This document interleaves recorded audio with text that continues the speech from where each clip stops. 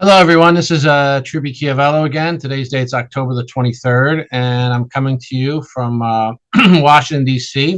And we're going to talk again today about the current race in New York City, where Zohran Mamdani is ahead in the polls. He's got, what, 45% of the vote, according to what the polls look like, and well, it's just about 43%. And Andrew Cuomo, who's running an independent race, he's got about 28%. And Curtis Sliwa, he's the person that PRIMO endorsed, and he's coming around 19%. Now, folks, listen, there is a lot of pressure on Curtis Sliwa to drop out of the race for mayor. People believe if he drops out, at least half of the votes could go to Cuomo's way, and that might give Cuomo a chance to defeat Zohran Mamdani. It doesn't look that way. I'm not sure how that would turn out if Curtis Sliwa dropped out of the race. Of all the people, he's run the best campaign. He's just been all over New York City. His strategy to try to win the vote of the outer boroughs is a sound strategy. But the Mamdani phenom, what's happening here, the president is absolutely right. We have a full-blown communist running for the mayor of New York. He can call himself a socialist Democrat. He can call himself a socialist. At the end of the day, what he wants government control of the economy of New York City. This is what he's looking for. This is what he wants to do. And you have to ask yourself, considering his proposals and his platform and other things, he shouldn't be this high up in the polls. 43% is impressive considering what he is touting. And the reason for that really is, look at what's going on in New York City today. Look what's going on in the city over the last 25 years. This city has changed. It has changed in a way that might confound us, particularly myself and others who grew up in New York, in the New York City area in the 70s, 80s, 90s. This was the backbone of capitalism. This was the place of either it was big Wall Street, right? The big financial banks and investment bankers and stockbrokers and everything else, or it was this massive microeconomy of shops and stores and boutiques. It's still that way in many respects, but not as much as it used to be. That no longer makes up the bulk of the economy in New York. And so you ask yourself, well, what makes the bulk of New York City's economy? How does that affect the elections? Well, the bulk of New York City's economy today are nonprofits. Nonprofits make up a huge portion of New York City's economy. Let me give you some comparison to that. There's about 46,000 nonprofits in New York City today. Manhattan, the Bronx, Brooklyn, Queens, Staten Island. You have about 46,000 nonprofits there. So you ask yourself, when you walk there and you see a pizzeria in every corner, how many pizzerias are there? It's only about 1,200 pizzerias compared to 46,000 nonprofits. How many supermarkets are there in New York City? Well, that's about 17,000. How many restaurants? That's about 15,000. If you combine the restaurants, the grocery stores, the bodegas, the delis, the supermarkets, the pizzerias, if you combine them all together, it might not be as many as nonprofits. There are more nonprofits probably than if you combined all of those necessities that are there, part of New York City. And this has grown huge since 2000. There was about maybe half that amount of nonprofits back then. but over the years it has grown to such an extent that it makes up in some ways the majority of the economy of New York City. So, I mean, if you're employed in a nonprofit and you're dependent on government grants, private donations, then you're probably not too aligned with the necessities of business people, of the family business that's once made the backbone of New York City. I was listening to a podcast back in 2020. It was a virology podcast by somebody who was a professor at Columbia University, and he taught virology. And right at the height of COVID-19, they began to close down the restaurants in New York City. And some restaurant owners were complaining that this is going to destroy our business. I can't, if you close the restaurant for more than a week, I'm out of business. And he mentioned that on his podcast, and he said that he wasn't too concerned about it because he doesn't eat out. That's what he said. So this was somebody who was a professor of virology, a very smart man. He's contributing mightily to our country and our efforts in combating infectious diseases. But he was employed at the university, and he had no connection to what the restaurateurs, the family-owned restaurants, were suffering at the time in 2020 at the height of COVID-19. So this kind of encompasses it all. So you have somebody like Zohran Mamdani who comes along, and he's got all of these incredible communist-oriented ideas that he wants to pursue.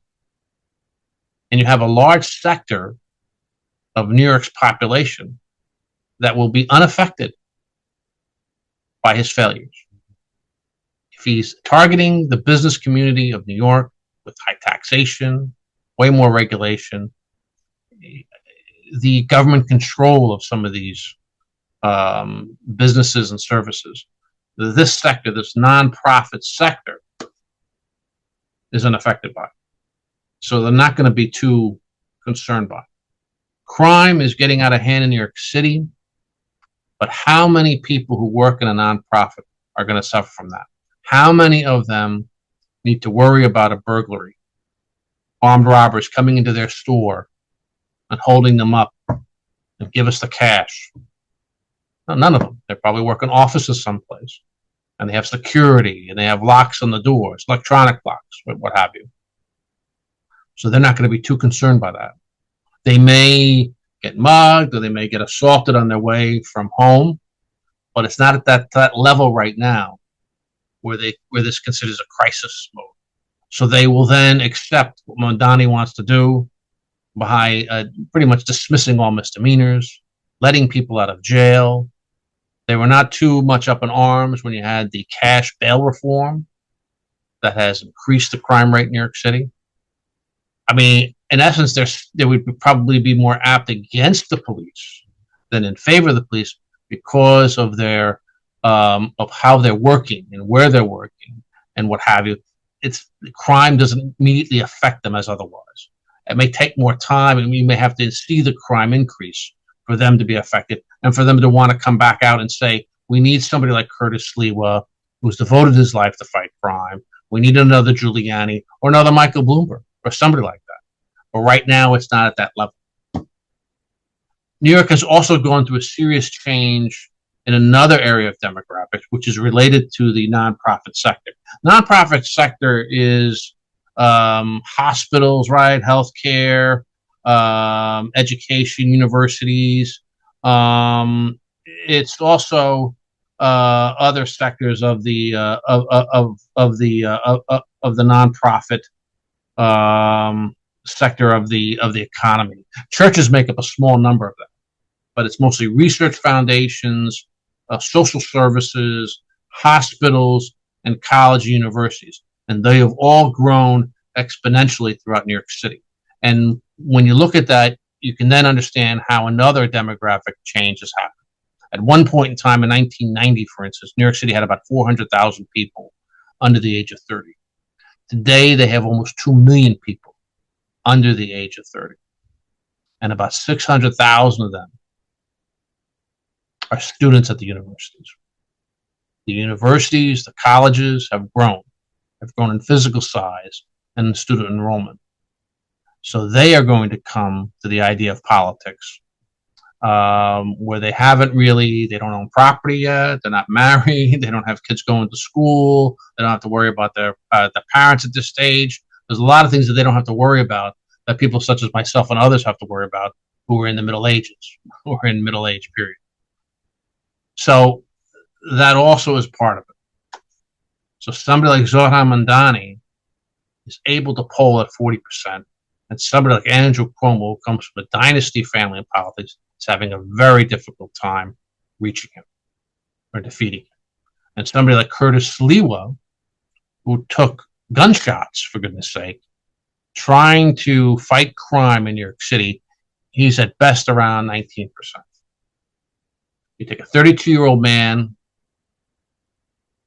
who's only run an office, about 5 people as an assemblyman, all of a sudden is on the cusp of becoming New York City's newest mayor because of his ideas that are connected in many ways to the way people work and the age and the demographic changes that have taken place in New York City.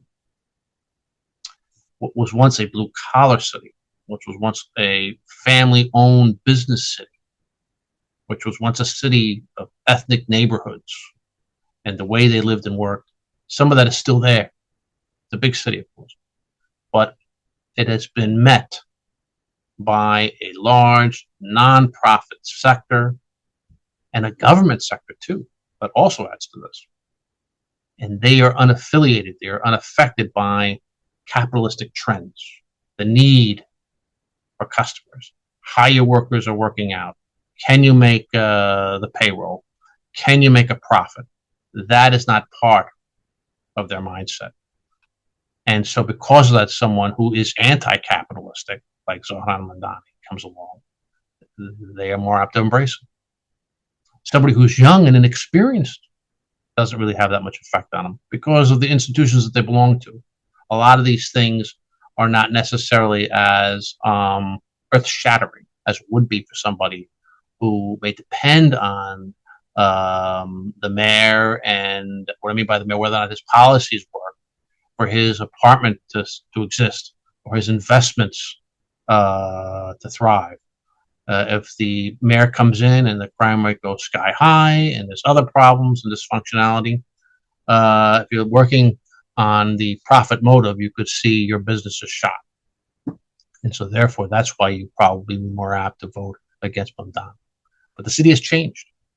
And the good news is that it's plateaued. It doesn't seem to be increasing anymore in the area of nonprofits or students or colleges or universities. So we have to wait into the future. But it could take a while before we get to that consciousness of it all, where people may want to vote for somebody who's going to keep the streets safe, keep regulations at a minimal, allow you to thrive in a business setting. Because right now that's not the way it is in New York. But we'll see what happens. We stand by Curtis Sliwa. We stand by endorsing him. And at this stage in the game of the election, should he bow out and send his support to Cuomo? I don't know, because Cuomo wasn't necessarily the friend of the middle class and the working class and the people who wanted a safe and secure New York. So it's a difficult decision. He ran as a Republican, and he's running for the people of New York. So you can see why he may want to stay into it. But it's still going to be tough going for anyone to combat this radical politics that we see happening, because the demographics have changed and the nature of how people live their lives in New York City has changed economically.